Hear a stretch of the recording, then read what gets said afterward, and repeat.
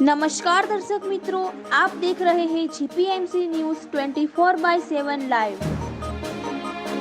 સમગ્ર કપડવંજમાં સફાઈ કામદારોના પડતર પ્રશ્નોનું નિરાકરણ ન આવતા તારીખ 24/3/2026 પ્રતિકાત્મક હડતાલ આંદોલન પર ઉતરવા બાબત અગાઉ પણ સમસ્ત વાલ્મીકી સમાજ ગુજરાત દ્વારા કપડવંજ નગરપાલિકા હેઠળ કામ કરતા સફાઈ કામદારો અને કર્મચારીઓના વ્યાજબી પ્રશ્નો બાબતે આવેદનપત્ર પાઠવવામાં આવ્યું।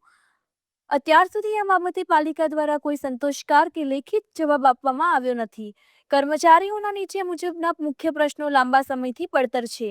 નગરપાલિકાના સેટઅપ મુજબની ખાલી જગ્યાઓ સત્વરે ભરવાની કાર્યવાહી કરવી, રોસ્ટર પ્રથાથી ભરતી થયેલા 5 કર્મચારીઓને સરકારી પરિપત્ર મુજબ ફરજિયાત સફાઈ કામગીરીમાં મૂકવા, સુપ્રીમ કોર્ટની માર્ગદર્શિકા મુજબ કામદારો પાસે 700 મીટરની રેન્જ મુજબ જ કામગીરી જેવી ડબલ કામગીરી બંધ કરવી, સફાઈ કામદારોને માનસિક રીતે હેરાન કરવા, સુપરવાઇઝરો સામે તપાસ કરી તેમને પદ પરથી દૂર કરવા, ફાયર વિભાગના રોજમદારો પાસે 12 કલાક કામ લેવા છતાં ઓવરટાઈમ ચૂકવવામાં આવતો નથી, જે નિયમ મુજબ ચૂકવવા, વર્ષોથી કામ કરતા રોજમદાર સફાઈ કામદારોને કાયમી ભરતીમાં પ્રથમ પસંદગી આપવી।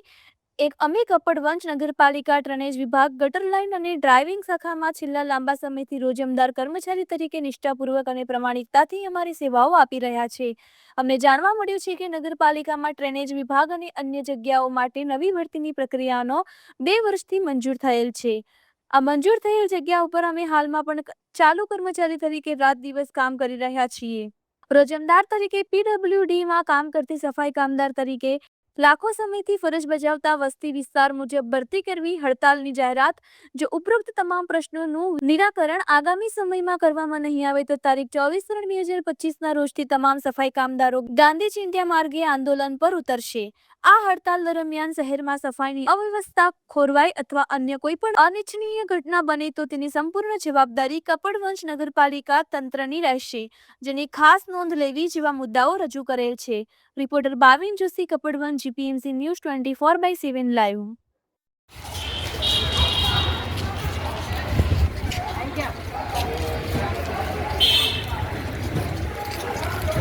બોલો જયેશભાઈ, તમારી શું રજૂઆત હતી? અમે કપડવંજ નગરપાલિકાના તમામ સફાઈ કામદારો અમે ચીફ ઓફિસરને રજૂઆત પહેલાં પણ કરી હતી, પણ અમારી કોઈ માંગણીઓનું કોઈ અત્યાર સુધીમાં કોઈ અમારું નિરાકરણ નહીં થયું। તો હવે અમે ચીફ ઓફિસરને આવેદનપત્ર આપ્યું છે અને બ્રાન્ચ સાહેબને પણ અમે આવેદનપત્ર ચીફ ઓફિસર સાહેબને પણ અમે આમંત્રણ આપ્યું છે, આમંત્રણ પત્રિકા, અને બ્રાન્ચ સાહેબને પણ અમે આમંત્રણ પત્રિકા આપી છે કે અમે કાલથી મંગળવારથી 24 તારીખથી અમે હડતાલ પર ઉતરીશું, સખત હડતાલ પર અનિવાર્ય। બરાબર। અચ્છા, તમે આ આવેદનપત્ર જે આપ્યું છે એમાં શું મુદ્દાઓ છે તમારા? સાહેબ, અમારા મુદ્દા એ છે કે કાયમી કરી કર્મચારીને કાયમી કર અને અમારું બધાનું સારું કામ થાય ને ભગવાન તરીકે અમારું કાયમી કરે એટલી અમારી વિનંતી છે સાહેબ।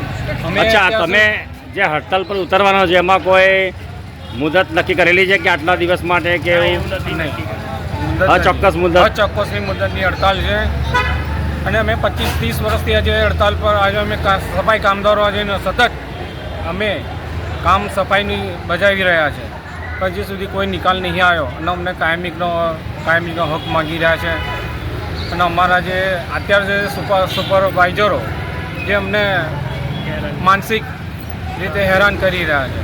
અચ્છા, તમે આ તમારી જે માંગણી છે એ અગાઉ તમે રજૂઆત કોને કોને કરી છે?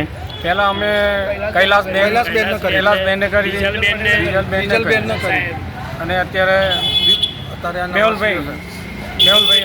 અચ્છા, કોઈ રાજકીય આગેવાન, રાજકીય નેતાને કોઈને અત્યાર સુધીનો જીતુભાઈ બારૈયા નહીં, આપણે જીધું નહીં, અત્યાર સુધી આપણે કાઉન્સિલ જે હતા ને નગરપાલિકાના કાઉન્સિલરો એમને પણ ઘણી વાર અમે રજૂઆતો કરી, પણ અત્યાર સુધીનો કોઈ અત્યાર સુધી જે કોઈ અમારું નિરાકરણ થયું નથી। અમે પ્રજાની માફી માંગીએ છીએ કે 24 તારીખથી મંગળવારના રોજ અમે હડતાલ પર ઉતરીએ છીએ અને સફાઈ કામદારની બંધ કરીએ છીએ, સંપૂર્ણ સફાઈ કામદાર બંધ કરીએ છીએ।